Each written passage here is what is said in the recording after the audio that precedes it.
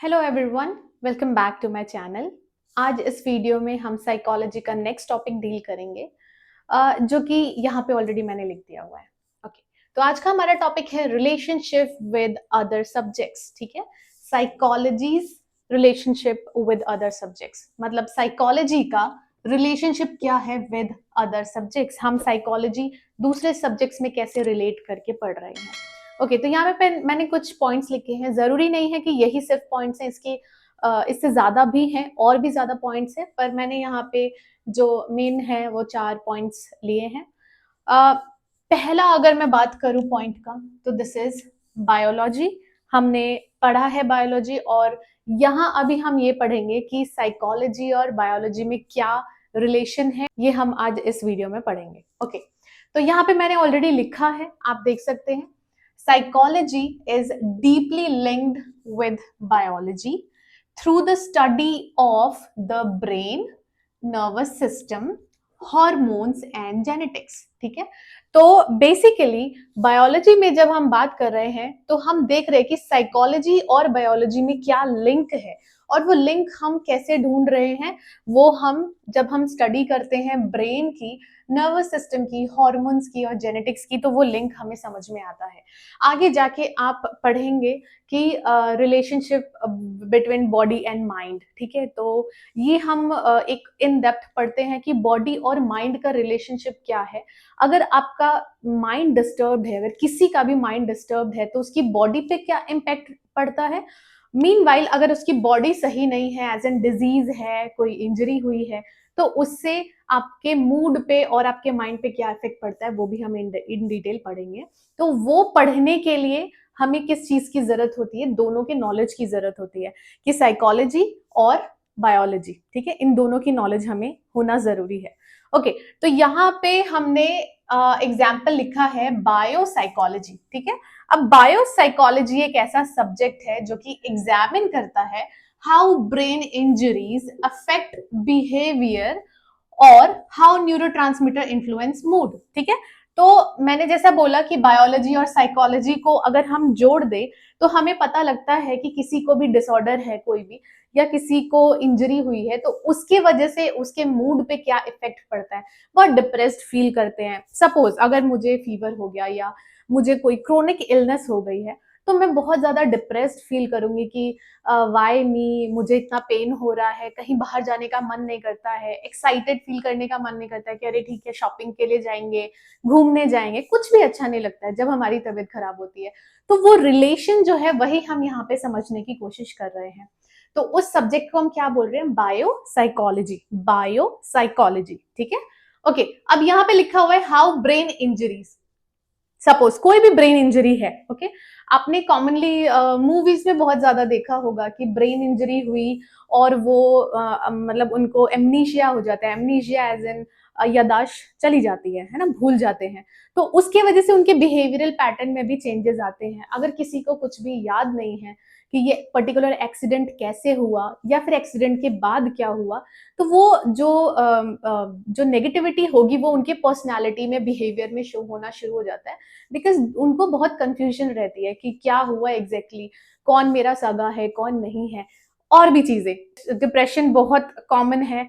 Traumatic experiences जो भी हैं वो भी दिमाग पे छप जाते हैं, तो उसके वजह से भी एक फियर अंदर बैठ जाता है। ये सारी चीजें, ठीक है।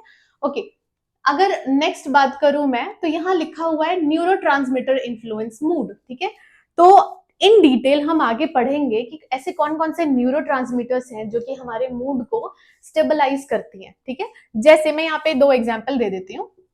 पहला एग्जाम्पल है सेरोटोनिन। ठीक है, सेरोटोनिन हम पढ़ते हैं as an mood stabiliser. Okay, अगर कोई भी डिप्रेशन फील कर रहा है या कोई भी ओवर एक्साइटेड है, तो उसको स्टेबल करने का काम किसका होता है, सेरोटोनिन का होता है। ये बॉडी में मूड स्टेबलाइजर के जैसे काम करता है। ठीक है, ओके, दूसरा एक हार्मोन होता है डोपामिन। ठीक है, डोपामिन को हम बोलते हैं हैप्पी हार्मोन। ओके, तो हम जब बहुत ज्यादा खुश होते हैं तो हमारी बॉडी में जो न्यूरोट्रांसमीटर रिलीज हो रहा होता है उसको हम बोलते हैं डोपामिन। ठीक है, अब इसका क्या काम है और ये कैसे इसका प्रोसेस होता है वो हम आगे डिटेल में पढ़ेंगे। फिलहाल यहाँ यही है कि न्यूरोट्रांसमीटर जैसे सेरोटोनिन और डोपामिन आपके मूड को कैसे इन्फ्लुएंस कर रहे हैं। अगर सेरोटोनिन कम होगा बॉडी में तो आपका मूड भी स्टेबलाइज्ड नहीं रहेगा, मे बी आप डिप्रेस्ड रह सकते हो, या मे बी आपको ओवर एक्साइटमेंट हो रही हो, लेकिन मूड स्टेबलाइज नहीं होगा। वेयरएज अगर डोपामिन बॉडी में कम है तो आप बहुत ज्यादा सैड रह सकते हैं, वो एक हैप्पी हार्मोन है, वो एक हैप्पीनेस आपको फील नहीं होगी। तो ये था बायोलॉजी। नेक्स्ट अगर हम बात करें सोशियोलॉजी की, ठीक है, तो सोशियोलॉजी और साइकोलॉजी आपस में बहुत ज्यादा सिमिलैरिटीज रखते हैं, ठीक है, जैसे कि बोथ स्टडी ह्यूमन बिहेवियर, ठीक है, दोनों ही ह्यूमन बिहेवियर पढ़ते हैं। साइकोलॉजी जो है, but psychology focus on individual, ठीक है, जब हम साइकोलॉजी की बात कर रहे हैं तो हम इंडिविजुअल पर्सन के बिहेवियर या पर्सनालिटी ट्रेट्स की बात कर रहे हैं। लेकिन जब हम सोशियोलॉजी पढ़ते हैं, इस वर्ड में ही क्या आता है, सोसाइटीज या फिर ग्रुप्स, ठीक है। तो अगर एक ह्यूमन बिहेवियर हम पढ़ रहे हैं पूरे ग्रुप की या सोसाइटी की, उसको हम क्या बोलते हैं, सोशियोलॉजी बोलते हैं। और अगर इंडिविजुअल पर्सन के बिहेवियर को हम स्टडी करते हैं तो उसे हम क्या बोलते हैं, साइकोलॉजी। ओके, तो अब ये दोनों ही बहुत सिमिलर है। अब ये काम कैसे आ रहा है, सोशल साइकोलॉजी, ठीक है, जैसे हमने यहाँ बायो साइकोलॉजी पढ़ा वैसे यहाँ पे क्या है, social psychology overlaps with sociology in studying group influence, collective behaviour, ठीक है।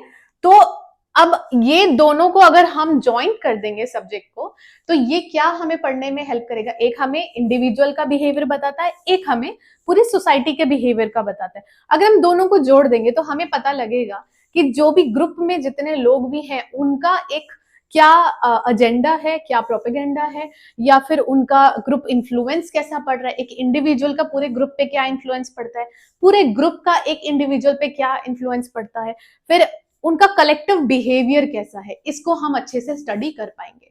ओके, जो नेक्स्ट हमारा है पॉइंट है दैट इज मेडिसिन और साइकियाट्री, ठीक है। साइकोलॉजी बेसिक है, इससे ऊपर फिर आप साइकियाट्री पढ़ते हो। साइकियाट्री एज इन जो भी डिसऑर्डर्स होंगे, behavioural disorders, personality disorders, organic brain disorders, जितने भी डिसऑर्डर्स होते हैं वो सारे हम साइकियाट्री में पढ़ते हैं। और साइकियाट्री में विद मेडिकेशंस हम पढ़ते हैं, ठीक है। तो यहाँ पे लिखा हुआ है साइकोलॉजी हेल्प्स इन डायग्नोसिस, ये डायग्नोसिस है, एंड ट्रीट मेंटल डिसऑर्डर्स, ठीक है। यहाँ पे मैंने ये वर्ड यूज किया है, इसका मतलब है ट्रीट और इसका मतलब है डायग्नोस, ठीक है, डायग्नोस। ओके, तो साइकोलॉजी हेल्प करता है किस चीज में, डायग्नोसिस में और ट्रीटमेंट में, किसके, मेंटल डिसऑर्डर के। जैसा अभी मैंने आपको बताया साइकेट्री में हम क्या डील करते हैं, मेंटल डिसऑर्डर। जैसे एग्जांपल अगर मैं दे दूं तो डिप्रेशन हो गया, फिर मूड डिसऑर्डर्स हो गए। मूड डिसऑर्डर्स में बाइपोलर आता है, बाइपोलर में डिप्रेशन एंड मेनियाक दोनों ही आते हैं, डिप्रेशन आता है, मेनियाक आता है। फिर अगर हम दूसरी तरफ बात करें तो स्किज़ोफ्रेनिया आता है, उसको हम सीजोफ्रेनिया भी बोलते हैं। तो बहुत सारे डिसऑर्डर्स हैं जो हम इन डेप्थ पढ़ेंगे आगे साइकियाट्री में, मेंटल हेल्थ डिसऑर्डर में हम पूरा पढ़ेंगे वो। यहाँ पे फिलहाल बस मैं ये बता रही हूँ कि साइकोलॉजी क्या है, बेस है अगर आपको बिहेवियरल और पर्सनालिटी डिसऑर्डर पढ़ना है तो। ओके, तो ये हेल्प कर रहा है किस चीज में, डायग्नोसिस और ट्रीटमेंट में मेंटल डिसऑर्डर के। एग्जाम्पल यहाँ दिया है, अ साइकोलॉजिस्ट में यूज थेरेपी, ठीक है। अच्छा, ये क्वेश्चन बहुत कॉमन है कि साइकोलॉजिस्ट और साइकियाट्रिस्ट में क्या डिफरेंस है। ये दो टर्म बहुत ही आपस में सिमिलर दिखते हैं, एक होता है साइकोलॉजिस्ट, एक होता है साइकियाट्रिस्ट। यहाँ लिखा हुआ है मैंने, this is psychologist and another one is psychiatrist, ठीक है। तो साइकोलॉजिस्ट के लिए हमें करना पड़ता है पीएचडी, ठीक है। सपोज आपने साइकोलॉजी ली है, किसी भी स्ट्रीम से हैं आप, आपने साइकोलॉजी सब्जेक्ट लिया है, तो आप उसमें पीएचडी कर सकते हैं, आप थेरेपिस्ट बन सकते हैं, ठीक है। साइकोलॉजिस्ट जो होते हैं वो क्या कर सकते हैं, वो थेरेपी प्रोवाइड कर सकते हैं। 1-to-1 आप बात कर सकते हो पेशेंट के साथ, उनके इमोशनल उनकी जो एंजाइटी है उसके लिए आप उन्हें थेरेपी प्रोवाइड कर सकते हैं, उनसे उनकी प्रॉब्लम सुन सकते हैं, या फिर एक ग्रुप में भी आप थेरेपी प्रोवाइड कर सकते हैं। वेयर एज अगर साइकियाट्रिस्ट की बात करें तो ये क्या होता है, एमबीबीएस होता है, एंड ये प्रिस्क्राइब कर सकते हैं मेडिकेशंस, ठीक है। जो साइकोलॉजिस्ट होता है वो थेरेपी प्रोवाइड कर सकता है लेकिन मेडिकेशंस नहीं प्रिस्क्राइब कर सकते हैं। लेकिन जो साइकियाट्रिस्ट होते हैं वो मेडिकेशन प्रोवाइड कर सकते हैं। ठीक है, ये सबसे बड़ा डिफरेंस है इसमें। मेडिकेशन जैसे एंटी साइकोटिक ड्रग्स हो गए, एंटी डिप्रेसेंट्स हो गए, ये सारे एंटी एंजाइटी ड्रग्स हो गए, ये जितने भी टाइप के ड्रग्स होते हैं वो कौन प्रिस्क्राइब कर सकता है? सिर्फ और सिर्फ साइकेट्रिस्ट प्रिस्क्राइब कर सकते हैं। ओके, नेक्स्ट जो हमारा है topic that is law and criminal. ठीक है, जो पॉइंट हमारा नेक्स्ट पॉइंट है that is law and criminal, law slash criminal. ये मैं क्यों बात कर रही हूँ? क्योंकि साइकोलॉजी या साइकेट्री बहुत ज्यादा हेल्पफुल होती है अगर हम एक क्रिमिनल की बात कर रहे हैं। तो क्रिमिनल भी एक इंडिविजुअल है, उसका बिहेवियर, उसने जो भी किया वो क्यों किया, ये सारी चीजें पढ़ने के लिए हमें साइकोलॉजी हेल्प करता है। ठीक है, तो psychology contributes to understanding criminal behaviour and aiding legal processes. ठीक है, साइकोलॉजी क्या करता है? किसी भी एक क्रिमिनल के बिहेवियर को, उसकी पर्सनालिटी को रीड करने में हेल्प करता है, और फिर थोड़ा बहुत इजी हो जाता है उनको जज करना कि क्या ये इंडिविजुअल पर्सन जो है, क्या ये इंडिविजुअल जो है वो इस क्राइम को करने के लिए सक्षम है या नहीं है। ठीक है, मतलब वो कर सकते हैं या नहीं कर सकते हैं ये क्राइम।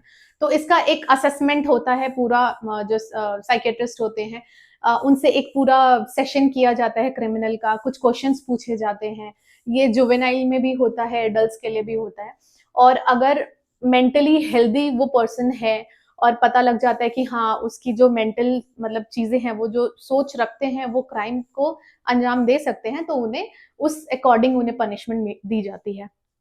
यहां हमने एग्जाम्पल लिखा है, forensic psychology assesses the mental state of criminals और हेल्प इन ज्यूरी सिलेक्शन। ठीक है, जैसा मैंने आपको बोला, साइकोलॉजी जो फॉरेंसिक साइकोलॉजी बोलते हैं, इस टर्म मतलब जो भी वो पर्टिकुलर सब्जेक्ट है उसको हम फॉरेंसिक साइकोलॉजी बोलते हैं, क्योंकि इसमें क्रिमिनल्स वगैरह इन्वॉल्व हैं, इसमें जुडिशियल लॉज जो होते हैं वो भी इन्वॉल्व होते हैं। तो फॉरेंसिक साइकोलॉजी में एक साइकोलॉजिस्ट या साइकेट्रिस्ट एक इंडिविजुअल क्रिमिनल से मिलते हैं, उन्हें असेस करते हैं, उनके मेंटल हेल्थ को असेस करते हैं और हेल्प करते हैं ज्यूरी को। ठीक है, तो ऑलमोस्ट सभी को पता होगा कि जब सिर्फ एक जज ही मतलब जज जो हैं वही सिर्फ जो सजा है वो नहीं सुनाते, उनके साथ साथ बहुत सारी ज्यूरी भी होती है, वो ज्यूरी को हेल्प करते हैं ये सिलेक्शन करवाने में कि ये पर्टिकुलर पर्सन जो है वो किस हद तक क्राइम कर सकता है, या क्राइम किया है या नहीं किया है, मेंटली हेल्दी है अनहेल्दी है, जो भी चीजें होती हैं वो उसमें हेल्प करते हैं। ठीक है, तो ये थे कुछ पॉइंट आज के हमारे। फर्स्ट था biology, second sociology, third medicine and fourth is law. इससे ज्यादा अगर आपको चाहिए तो आप मुझे कमेंट में बता सकते हैं, इससे ज्यादा अगर कुछ पॉइंट्स आपको चाहिए होंगे तो। इस वीडियो में इतना ही था, और इस चैनल को सब्सक्राइब करें, अगर वीडियो अच्छी लगी तो लाइक करें, and thank you so much for watching.